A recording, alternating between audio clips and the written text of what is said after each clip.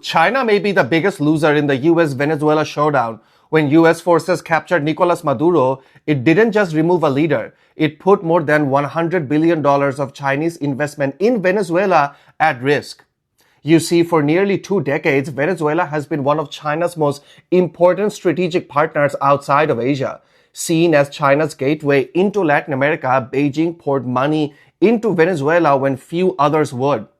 It provided loans, infrastructure, energy projects, and of course, long-term oil deals in the billions. This wasn't charity, of course, from China. It was a business deal, a calculated move to not only secure influence in Latin America, but also to lock in energy supplies for the future for China. That strategy is now in jeopardy when US forces captured Nicolás Maduro and removed him from the country. Beijing was furious and demanded that the United States guarantee the personal safety of both Maduro and his wife.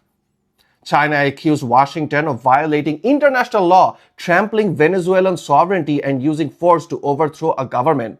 But beneath the legal language and China's anger was a much bigger concern for China: oil, money, and influence. Over the past 20 years, China has invested more than $100 billion into Venezuela, and for that investment, Venezuela would pay back China not with money, but with oil. Venezuela owes China billions, and China expects repayment through continued access to Venezuelan oil that is now controlled, of course, by the United States.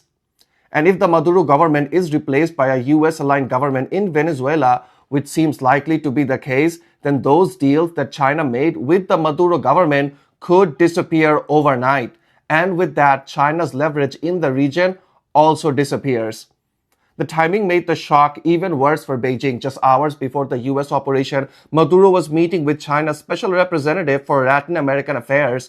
China believed it still had influence on the ground in Venezuela, and then suddenly it didn't. And from Beijing's perspective, this looks like the United States physically removing a leader who protected Chinese interests.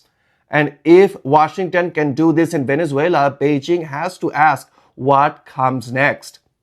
And Xi Jinping might have to reconsider China's doctrine of strategic patience, because one by one, the United States is coming for all of China's energy sources, and China has to rein in the rogue US deep state or risk being a victim to it.